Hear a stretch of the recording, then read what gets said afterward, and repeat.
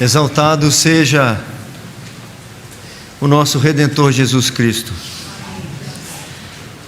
Abramos o texto sagrado, meus irmãos, no segundo livro da Bíblia, Êxodo, capítulo 3.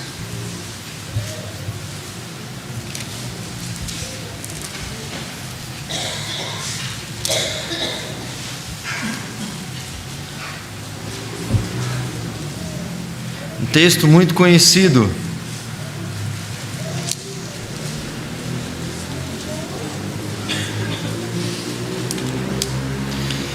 Nós leremos o texto, eu lerei o texto, os irmãos acompanharão. Depois da leitura, nossa irmã Sônia nos dirigirá em oração, rogando ao Senhor que nos instrua nesta hora. Êxodo capítulo 3, do versículo 1 ao versículo 9. Assim diz o texto, meus irmãos: apacentava Moisés o rebanho de Jetro, seu sogro, sacerdote de Midian, e levando o rebanho para o lado ocidental do deserto, chegou ao monte de Deus, a Horebe, o 2. Apareceu-lhe o anjo do Senhor numa chama de fogo, no meio de uma sarça. Moisés olhou, e eis que a sarça ardia no fogo, e a sarça não se consumia. Então disse consigo mesmo: irei para lá e verei essa grande maravilha, porque a sarça não se queima. Vendo o Senhor que ele se voltava para ver Deus no meio da sarça, o chamou e disse: Moisés, Moisés. Ele respondeu: eis-me aqui. Deus continuou: não te chegues para cá, tira as sandálias dos pés, porque o lugar em que estás é terra santa. Disse mais: eu sou o Deus de teu pai, o Deus de Abraão, o Deus de Isaque e o Deus de Jacó. Moisés escondeu o rosto, porque temeu olhar para Deus. O 7. Disse ainda o Senhor: certamente vi a aflição do meu povo, que está no Egito, e ouvi o seu clamor por causa dos seus exatores. Conheço-lhe o sofrimento. Por isso desci a fim de livrá-lo da mão dos egípcios, e para fazê-lo subir daquela terra a uma terra boa e ampla, terra que mana leite e mel, o lugar do cananeu, do Eteu, do Amorreu, do Ferezeu, do Eveu e do Jebuseu. Pois o clamor dos filhos de Israel chegou até mim, e também vejo a opressão com que os egípcios os estão oprimindo. Oremos, meus irmãos, mais uma vez. Santo, santo, santo é o teu nome, Deus de amor, de bondade, de misericórdia. Nós estamos diante de ti nesta noite, sabedores, ó Deus, de como somos insignificantes, mas já, ó Deus, de posse do teu perdão, que o Senhor nos dá gratuitamente no amado. Deus, nós queremos ouvir a tua voz nesse instante. Sabemos que o Senhor fala, mas muitas vezes os nossos corações estão dispersos, estão desatentos, e nós te suplicamos que, pelo agir do teu Santo Espírito em nós, que nós possamos ouvir a tua voz. Fala ao coração do teu servo, ó Deus. Tira qualquer impedimento para que a tua palavra flua dos seus lábios, Senhor, e que nós ouçamos e coloquemos em prática na nossa vida, pois aquele que não coloca em prática é semelhante àquele que construiu a casa sobre a areia e vem os ventos e a derruba. Sim, nós queremos estar com a nossa vida firme na tua presença, na rocha que é Jesus. Amém. Por isso queremos ouvir a tua voz. Amém, Senhor. Perdoa-nos mais uma vez, te suplicamos. Dá-nos a graça da tua companhia em todos os momentos. Amém, Senhor. Nós oramos no nome grandioso, glorioso, soberano, maravilhoso de Jesus, o nosso Salvador. Amém. Amém. Eu creio que já devo ter compartilhado com a igreja uma impressão que eu tenho de que a nossa mente, ela é treinada a fugir das situações adversas. Muitas vezes não é nem intencional, é algo assim bem natural. Quando nos encontramos com alguma situação incômoda, nossa mente procura alguma coisa próxima que traga algum alento, que traga algum alívio. Me lembro de ter dado alguns exemplos de uma semana difícil, uma semana que já começa difícil, e a pessoa está diante de alguns problemas, no trabalho, nos estudos, enfim, e a mente dela naturalmente faz com que ela se lembre que, por exemplo, na sexta-feira é feriado, aí nessa semana eu acho que é na quinta. Então, na segunda-feira, quando ela está diante de alguma situação adversa ou desagradável, a mente dela traz à sua memória: mas quinta-feira é feriado, e dá aquele ânimozinho, e ela consegue enfrentar o dia. E é assim nos outros dias da semana, e é assim em outras situações. Quando se encontra alguma situação desfavorável, nossa mente naturalmente procura alguma coisa agradável para se pegar, para de alguma forma abrandar aquele desconforto. Penso que já disse também que em algumas situações nossa mente é totalmente ineficaz, porque o que ela busca como alento e como alívio são igualmente ineficazes. Tem alguns incômodos na vida, algumas dores na vida, que não adianta nós dizermos assim para a nossa alma que quinta-feira é feriado, para tentar trazer algum alento, que não vai resolver. Existem dores tão doídas que, acredito eu, que nada do que nós pensarmos acerca desta vida é capaz de nos trazer um verdadeiro consolo. Talvez seja esta a razão porque o apóstolo Paulo, aos Coríntios, ele diz que se a nossa esperança em Cristo Jesus se limita apenas às coisas desta vida, somos os mais infelizes de todos os homens. Porque a maior parte do tempo a gente até consegue se enganar com algumas realizações, mas quando a situação de fato é calamitosa, nada nesta vida pode nos dar algum alento. Esse texto, meus irmãos, como muitos outros, são a resposta que a nossa mente precisa, que o nosso coração precisa, quando os ventos forem totalmente contrários. Talvez não seja a realidade da sua navegação atual, talvez não seja a tua realidade na sua caminhada momentânea nesses dias, mas saiba que em alguns momentos a nossa caminhada fica muito difícil. Pode não ser hoje, mas quando esses dias chegarem, nós precisamos de fato daquilo que pode nos dar esperança. E esse texto nos ensina, como tantos outros, algo que todos nós já sabemos: o Deus que intervém em favor do seu povo. Eu preciso me lembrar disso, esse é o nosso tema. Eu preciso me lembrar disso a tempo e fora de tempo. Eu preciso insistente e incansavelmente me lembrar que o Senhor de fato intervém. Ele não está alheio, como muitos ensinam, como muitas vãs filosofias ensinam, que Deus até pode ter criado, mas a única coisa que justifica o caos, a maldade, é que Ele está distante. E nós podemos algumas vezes cair nessas falácias, nesses enganos, e nos momentos adversos até pensar que o Senhor mesmo está alheio ao que está acontecendo. Algumas vezes, de maneira mais sutil, nós também demonstramos que não acreditamos nisso, quando intentamos nós mesmos intervir em situações que não dependeriam de nós.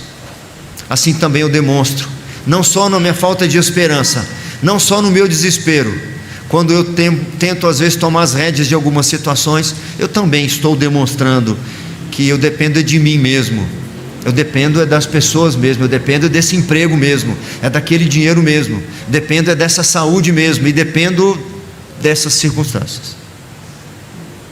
Eu vejo aqui no texto pelo menos 4 afirmações acerca do Senhor, 4 declarações que Ele faz, que comprovam esta verdade. A primeira delas está no início do versículo 7. O versículo 7 diz-nos o seguinte: disse ainda o Senhor: certamente vi a aflição do meu povo que está no Egito. Como que eu sei que Deus de fato intervém? Porque Ele vê a aflição do seu povo, Ele vê a sua aflição. Nada pode encobrir a visão, o olhar penetrador, perscrutador do Senhor. Essa é uma das coisas mais pueris e talvez simples que nós aprendemos dentro da nossa cosmovisão reformada, na nossa teologia em que é fundamentada na doutrina da soberania do Senhor. Nós cantamos isso em verso e prosa, temos hinos do inário, canções dos cancioneiros, em que nós declaramos esta soberania, este governo e controle do Senhor.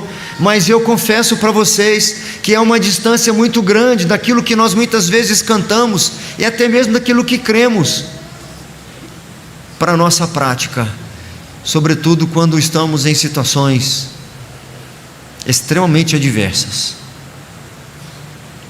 Aqui nós sabemos qual é o contexto: mais de 400 anos de escravidão. Para ser mais exato, alguns textos falam de 430 anos de escravidão. Desde os primeiros que desceram para o Egito, aquelas 70 pessoas da família de Jacó, já aguardavam a promessa. Eles já sabiam pelo seu avô Abraão que aquela terra de Canaã, que eles foram peregrinos, lhes seria dada.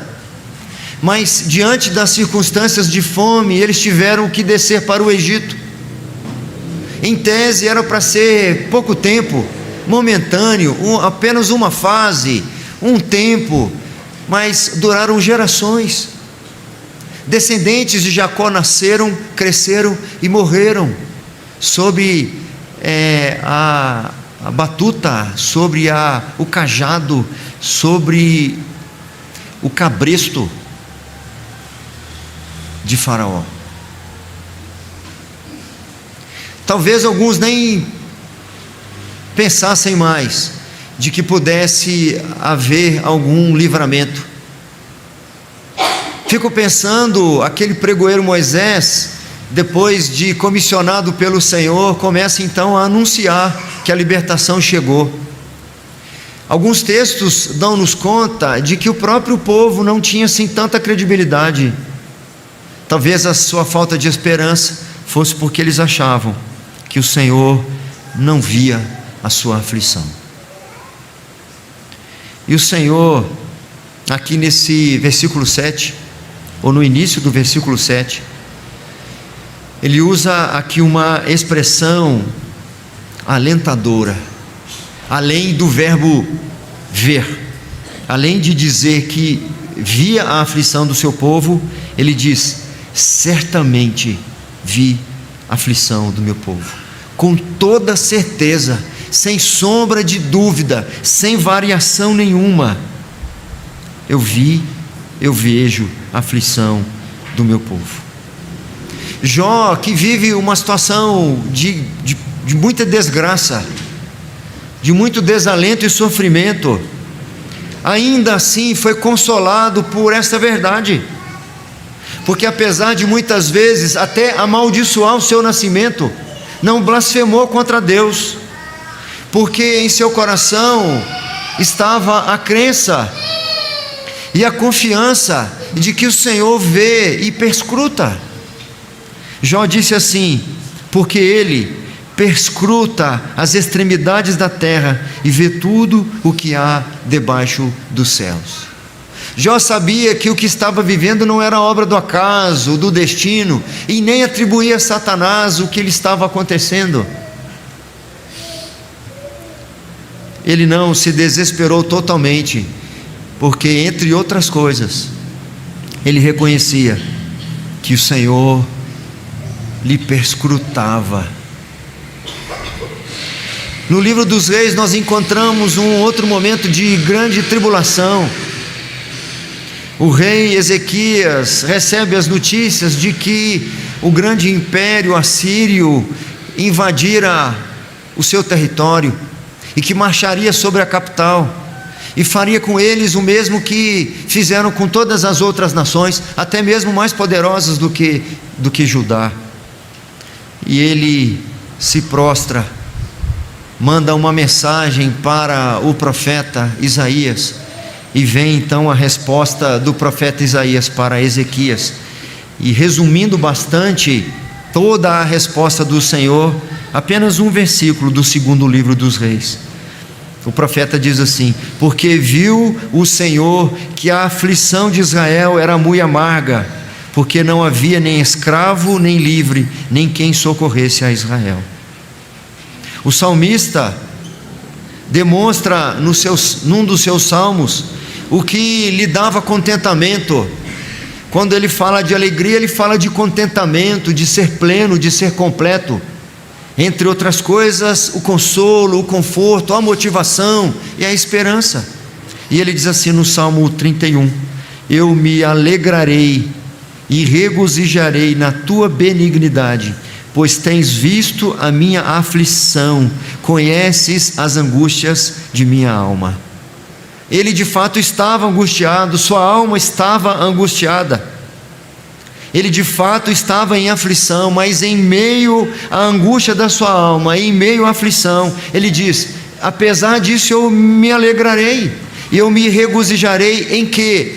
Não na minha realidade atual, não nos acontecimentos que estão envoltos na minha vida, mas eu me alegrarei e regozijarei na tua benignidade. Sabe por quê? Pois tens visto a minha aflição e conheces a angústia da minha alma. Em segundo lugar,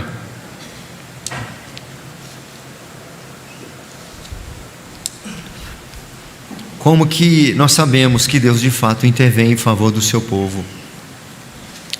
Porque Ele ouve o seu clamor.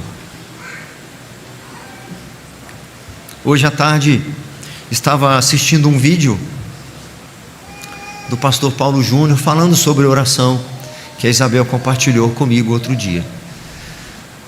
Como eu vi que era lá uns 20 e poucos minutos, eu não consegui assistir. Hoje à tarde parei para ouvir talvez um trecho de um sermão dele falando sobre oração. Eu penso que talvez a nossa vida de oração seja tão medíocre, porque pode ser que nós, no fundo, não cremos mesmo que Deus ouve a nossa oração e o nosso clamor.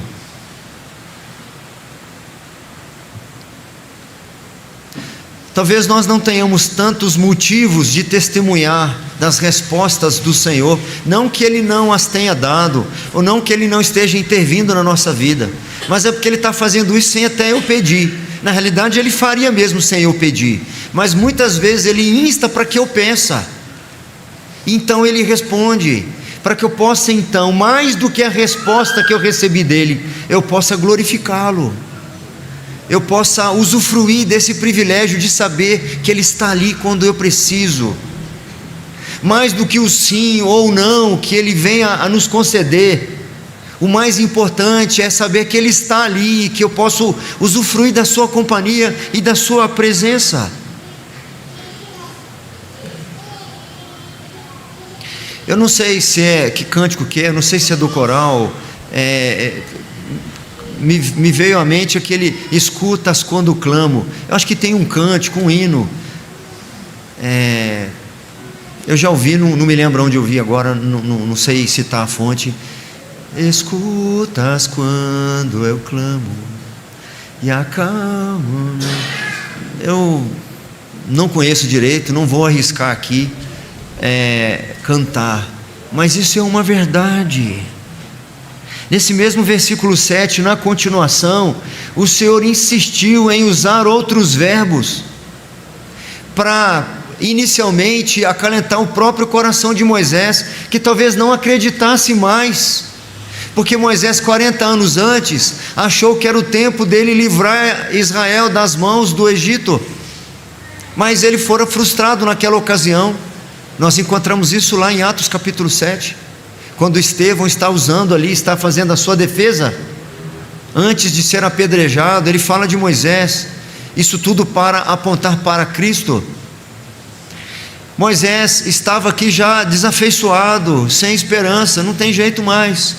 Então disse ainda ao Senhor: certamente vi a aflição do meu povo que está no Egito e ouvi o seu clamor por causa dos seus exatores.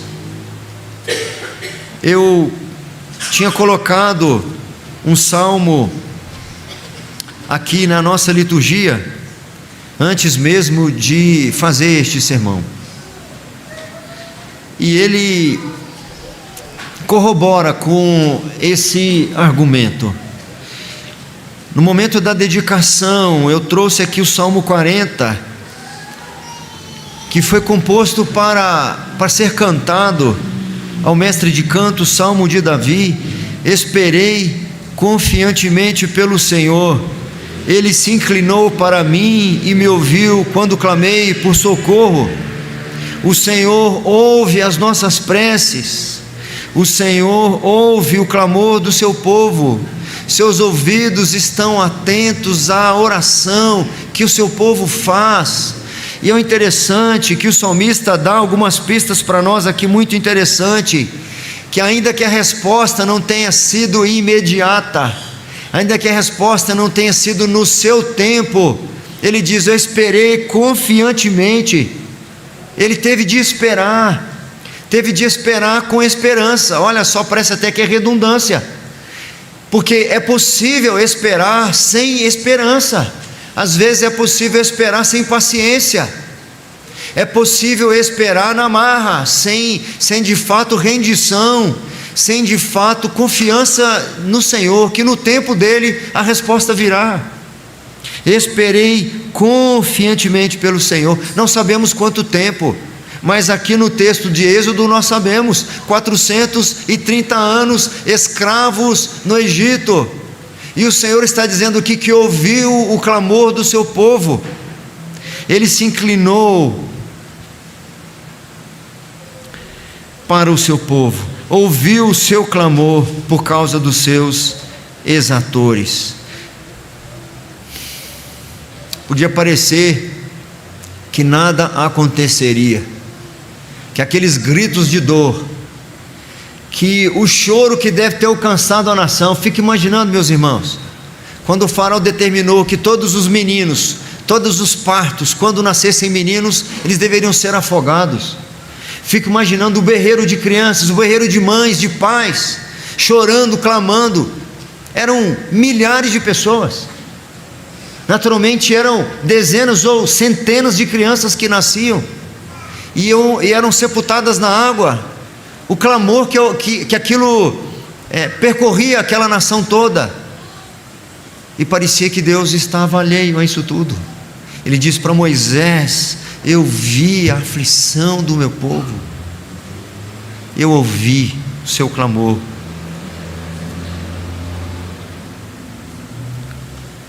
Houve um outro momento em que a aflição tomou conta do povo, e veio então uma resposta aqui, que de fato é a resposta do Senhor através de Isaías.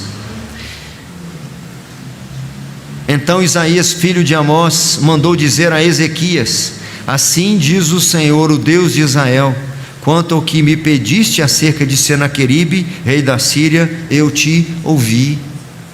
E ponto. Eu te ouvi. Fico imaginando tantas situações nas Escrituras, que a intervenção do Senhor parecia demorada.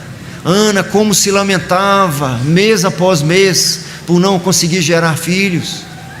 As provocações que ela recebia das concubinas de seu marido, que eram férteis e geravam um filho atrás do outro, e aquela dor do fundo da sua alma.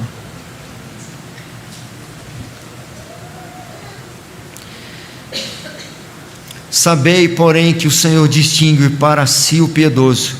O Senhor me ouve quando eu clamo por ele, diz Davi no Salmo 4. Na minha angústia clamou o Senhor e ele me ouve, diz o salmista no Salmo 120.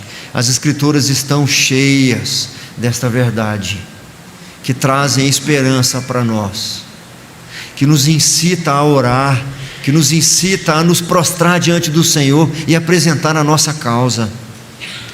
Terceiro lugar, no mesmo versículo 7, no finalzinho, disse ainda o Senhor: certamente vi a aflição do meu povo que está no Egito, e ouvi o seu clamor por causa dos seus exatores. E a última frase: conheço-lhe o sofrimento. Alguns de nós podem tentar comparar a nossa dor com a dor dos outros, e dentro da nossa perspectiva, a nossa dor é muito maior do que de qualquer outra pessoa. Só eu sei a dor que eu passei. Ouvimos um testemunho agora na sexta-feira. O conselho estava ouvindo alguns irmãos para se tornarem membros da igreja, e conhecemos ali a história de um casal que perdeu um filho. A gestação de 9 meses, o bebê nasceu, começou ali a amamentar, e lá na maternidade mesmo, o Senhor o levou. Eles não eram crentes, uma dor incomparável. Tem mais de 20 anos isso, e o casal se derramou em lágrimas, contando a história. Consolado já pelo Senhor, mas até hoje ainda dói. E a gente pode dizer: você não sabe da minha dor, porque você nunca passou por isso, você nunca sepultou um filho. Mas o Senhor sabe, o Senhor sabe, o Senhor conhece a nossa dor. O profeta Isaías, quando está falando de Jesus Cristo, ele não está apresentando, como ele faz em outros momentos, o Rei da Glória, o Pai da eternidade, o Príncipe da paz. Aqui inicialmente ele está falando do servo sofredor. E dentre as características desse servo sofredor, uma delas é saber o que é padecer. Era desprezado e o mais rejeitado entre os homens, homem de dores e que sabe o que é padecer. E como um de quem os homens escondem o rosto, era desprezado, e dele não fizemos caso. Homem de dores e sabe o que é padecer. O Senhor nos conhece profunda e completamente, conhece nossa dor, conhece nossas aflições, e não só as conhece, mas as controla, as proporciona e as limita. São parte da providência de Deus as aflições que passamos, e são também, além de providenciadas, são limitadas pelo Senhor. Nós não podemos achar que o Senhor está insensível por não o conhecer. Davi vai dizer que o Senhor nos sonda e Ele nos conhece. Nos sonda e nos conhece. Falando de forma mais literal: Senhor, Tu me sondas e me conheces. Sabes quando me assento e quando me levanto. De longe penetras os meus pensamentos. E se você quiser recitar comigo o próximo versículo, você pode vir depois. Esquadrinhas o meu andar e o meu deitar, e conheces todos os meus pensamentos. Ele conhece, Ele conhece, Ele sabe. Mas por que não interveio ainda? Você acha que não? Porque a aflição também é uma intervenção do Senhor. O Senhor também proporciona, propicia desertos.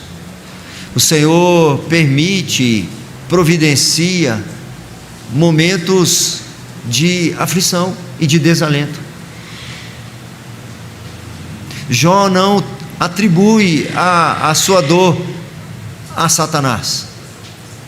Ele reconhece que o Senhor é quem controlava cada uma das suas aflições. Quando Paulo vai dizer que recebeu uma quarentena de açoites menos um, então 39, 5 vezes recebeu uma quarentena de açoites menos um, 39. Eu fico pensando que os seus exatores podiam perder a conta, mas o Senhor não. 39 chicotadas era o que o Senhor queria que ele recebesse, nenhuma a mais, nem meia a mais. Uma noite e um dia na voragem do mar, era uma noite e um dia só. Não eram 2 noites, não eram 2 dias, era uma noite e um dia, acabou. Finalmente, quarto e último lugar, os versículos finais. Nós lemos o 8 e o 9, nós lemos até o verso 9. O versículo 8 apresenta mais uma para nós, e o versículo 9 confirma tudo que nós já vimos. O versículo 8 diz: por isso desci a fim de livrá-lo da mão dos egípcios, e para fazê-lo subir daquela terra a uma terra boa e ampla, terra que mana leite e mel, o lugar do cananeu, do Eteu, do Amorreu, do Ferezeu, do Eveu e do Jebuseu. O Senhor não só vê a aflição, não só ouve o clamor, não só conhece o seu sofrimento, mas diz-nos o texto que ele desce a fim de livrá-lo. É o último ponto, o número 4.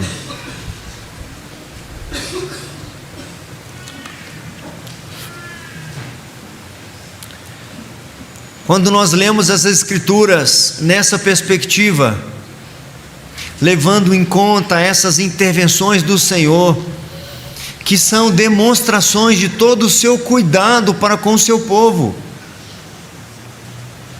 nós então ficaremos maravilhados. Nós teremos de ficar como quem sonha, quando lermos, por exemplo, Êxodo, quando Moisés escreve o que acontece com os carros de combate de Faraó, quando perseguiam o povo atravessando o Mar Vermelho, emperrou-lhes as rodas dos carros. Qualquer um que não tivesse conhecimento disso poderia dizer que foi um azar que aconteceu com eles, foi falta de manutenção nas rodas dos carros, foi algum imprevisto que aconteceu com eles. Mas não, Deus desceu para intervir no avanço do exército de Faraó, emperrou-lhes as rodas dos carros e fê-los andar dificultosamente. Então disseram os egípcios: fujamos da presença de Israel, porque o Senhor peleja por eles contra os egípcios.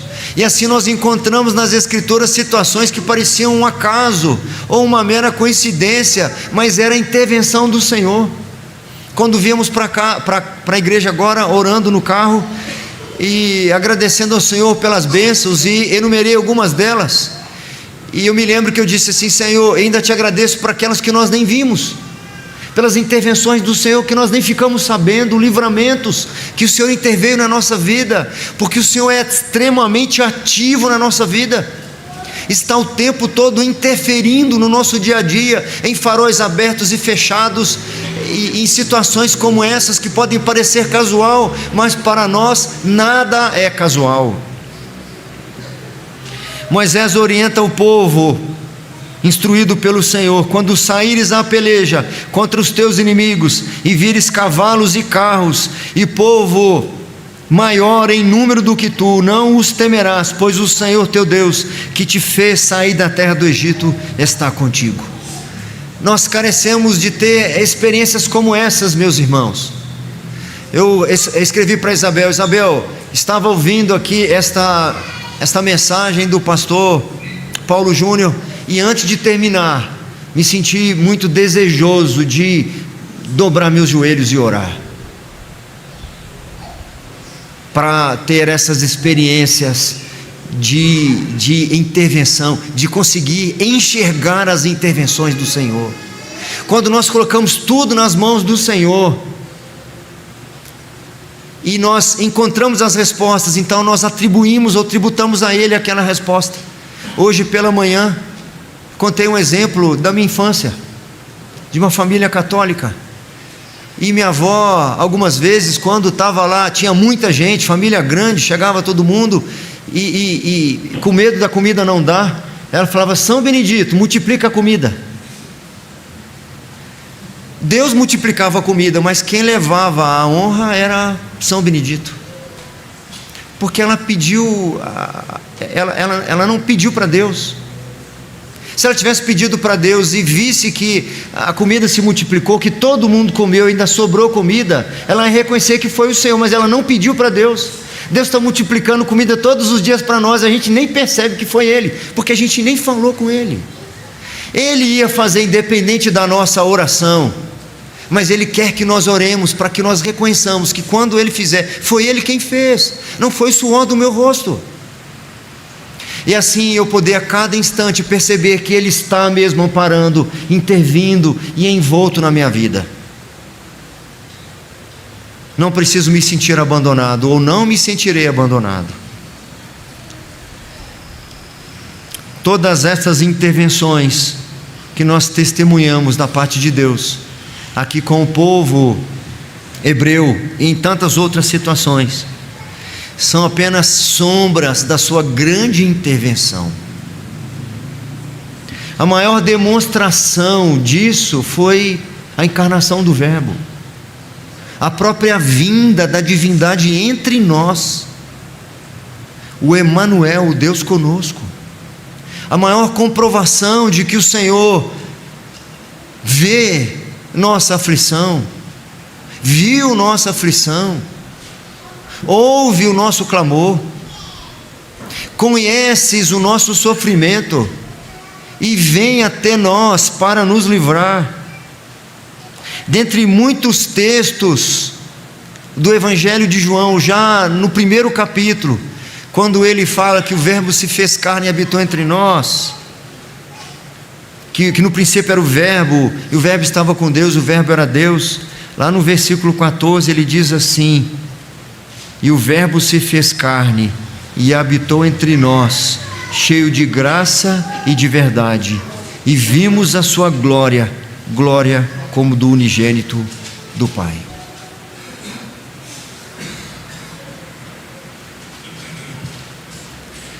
Eu poderia perguntar, como o salmista: por que estás abatida, ó minha alma? Por que te perturbas dentro em mim? Eu vou te dar a resposta, ó minha alma: espera em Deus, pois ainda o louvarei.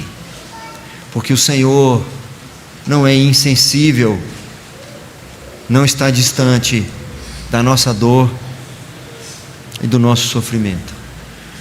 Talvez, como eu disse no início, não é a nossa realidade hoje, mas pode ser daqui a alguns dias.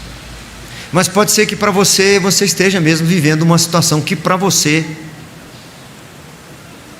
é sem saída. Pode ser que algumas pessoas entraram aqui próximas de você e você está pensando: elas não imaginam como está o meu coração nesta noite. Pode ser. Pode ser que você esteja andando assim meio que no piloto automático, meio assim, sem reconhecer de fato o controle de Deus na sua vida. Desânimo tenha tomado conta, talvez até a falta de esperança. Clame ao Senhor, porque Ele escuta quando clamamos.